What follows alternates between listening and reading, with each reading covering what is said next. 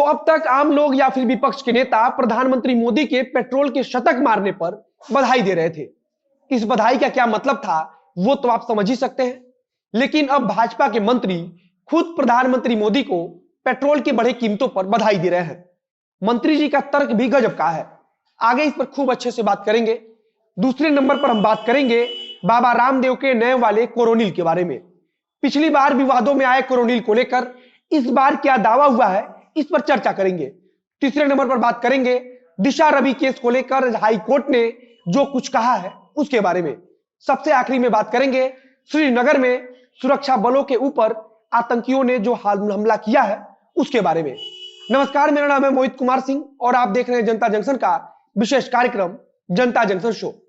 Petrol की लगातार बढ़ रही कीमत से एक ओर जहां विपक्षी दल लगातार मोदी सरकार पर तंज कर रहे हैं, तो वहीं मध्य प्रदेश के मंत्री ने ऐसा अजीबोगरीब बयान दिया है जिसे सुनकर लोग सोचने पर मजबूर हो गए हैं कि वाकई में मोदी जी को दिया गया बधाई था या फिर उन पर तंज।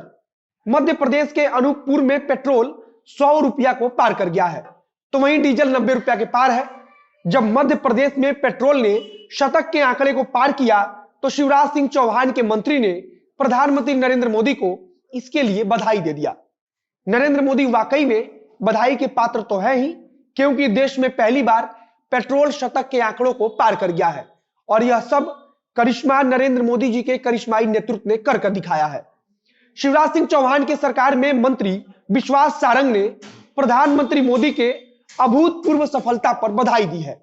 अब इस बधाई के पीछे का तर्क भी सुन लीजिए। मध्य प्रदेश के चिकित्सा शिक्षा मंत्री विश्वास सारंग के अनुसार प्रधानमंत्री मोदी का यह कदम सौर और विद्युत ऊर्जा के उपयोग को बढ़ावा देगा। उन्होंने कहा कि प्रधानमंत्री के इस कदम से सौर और विद्युत ऊर्जा से कारों को चलाने को बढ़ावा मिलेगा। अब जान लीजिए कि मंत्री जी जिस मध्य प्रदेश सरकार में मंत्री हैं, वह भारत में दूसरा ऐसा राज्य है जो पेट्रोल पर सबसे अधिक वैट वसूलता है। अब सारंग साहब चाहे तो मध्य प्रदेश के मुख्यमंत्री शिवराज सिंह चौहान को भी थोड़ा बहुत बधाई दे सकते हैं। आखिर इसमें योगदान मामा जी का भी है।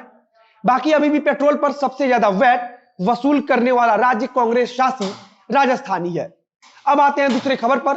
लॉकडाउन में बाबा रामदेव ने कोरोनिल नामक दवा को लॉन्च किया था और दावा किया था कि यह कोरोना को खत्म कर देगा। उस समय इसको लेकर काफी बवाल मचा, जिसके बाद से पतंजलि ने अपने इस दवा को लेकर प्रचार प्रसार कुछ समय के लिए रोक दिया था। अब फिर से बाबा रामदेव ने कोरोनिल नाम से ही दवा को लॉन्च किया है।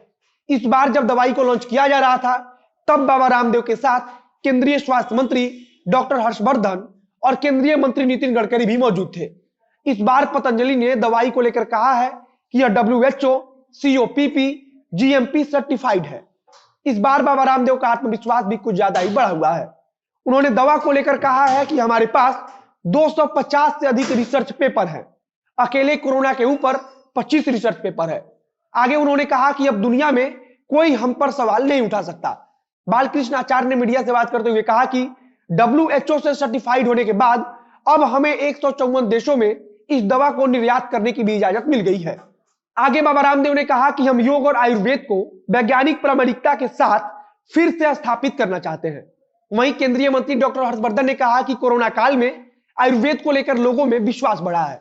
उन्होंने बताया कि कोरोना के पहले आयुर्वेद का बाजार 15% से बढ़ रहा था, लेकिन अब इसमें 90% तक का उछाल आ गया है। डॉक्टर हर्षवर्धन ने कहा कि केंद्र सरकार और पतंजलि का एक सपना है कि वैज्ञानिक आधार पर और नई तकनीक के सहारे आयुर्वेद को फिर से स्थापित किया जाए। अब आते हैं अपने तीसरे खबर पर। दिशा रवि की गिरफ्तारी पर अभी भी जुबानी जंग जारी है। दिशा रवि को लेकर कभी मामला धर्म पर आ जाता है तो कभी दिल्ली महिला आयोग नोटिस जारी कर दिल्ली पुलिस से जवाब मांगती है। दिशा रवि की तरफ से हाईकोर्ट में एक याचिका दायर की गई थी जिसमें कहा गया था कि हाईकोर्ट मीडिया ट्रायल पर रोक लगा दे। हालांकि हाईकोर्ट ने मीडिया ट्रायल रोकने वाली बात को खारिज कर दिया। हाईकोर्ट ने इस मामले में सुनवाई करते हुए कहा कि हम मीडिया से उसके सोर्स के बारे में कोई जानकारी नहीं मांग सकते। हालांकि मीडिया को भी कोर्ट ने कहा कि ऐसी कोई चीज ना दिखाई जाए जिससे आरोपी या फिर आरोपी के अधिकार प्रभावित हो। हाईकोर्ट ने कहा कि यह सब कुछ चैनल के एडिटर को सुनिश्चित करना चाहिए कि कुछ ऐसा चैनल पर ना दिखाया जाए। इसके अलावा हाईकोर्ट ने दिशा रवि को निर्देश देते हुए कहा कि वह किसी भी तरीके से पुलिस की छवि को खराब करने की कोशिश ना करे। दिशा रवि के वकील ने कोर्ट में कहा कि मीडिया में दिशा के बयान से लेकर वह सब कुछ चलाया गया जिसे पुलिस ने पूछताछ के दौरान पूछा था। दिशा रवि को फिलहाल पटियाला हाउस कोर्ट की तरफ से 3 दिन की न्यायिक हिरासत में भेजा गया है। फिलहाल दिशा रवि को लेकर पूरे देश में चर्चा हो रहा है। सबसे आखिरी में बात करेंगे जम्मू कश्मीर में सुरक्षा बलों पर हुए हमले के बारे में।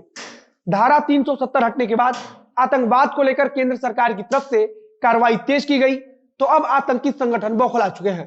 कल रात को आतंकियों से हुई मुठभेड़ में सुरक्षा बलों ने सुबह तक 3 आतंकियों को मार गिराया। वहीं आज दिन में श्रीनगर के बाराजुल्ला में आतंकियों की तरफ से निहत्थे पुलिस के जवानों पर पीछे से हमला किया गया। इस हमले में पुलिस के 2 जवान बुरी तरह से घायल हो गए, जिसके बाद से उन्हें हॉस्पिटल ले जाया गया, जहां डॉक्टरों ने उन्हें मृत घोषित कर दिया। बड़गांव मुठभेड़ में पुलिस का एक एसपीओ शहीद हो गया। वहीं सुरक्षा बलों की तरफ से की गई कार्रवाई में 2 आतंकी भाग निकले। हालांकि उन्हें भी गोली लगी है और सुरक्षा बल लगातार इलाके की घेराबंदी कर उनकी तलाश में भी जुटे हैं। आतंकियों का एक सीसीटीवी वीडियो भी अब सोशल मीडिया पर वायरल है। सीसीटीवी में कैद आतंकी AK-47 से गोलियां चलाते हुए दिख रहे हैं। फिलहाल श्रीनगर में आतंकियों के सफाई के लिए भारतीय जवान लगातार अभियान चला रहे हैं। आज के जनता के शो में बस इतना ही। वीडियो अच्छा लगा हो तो शेयर कीजिए, फेसबुक पर देख रहे हैं तो पेज को लाइक कीजिए, यूट्यूब पर देख रहे हैं तो चैनल को सब्सक्राइब कीजिए। मिलते हैं फिर बहुत जल्द अगली वीडियो में।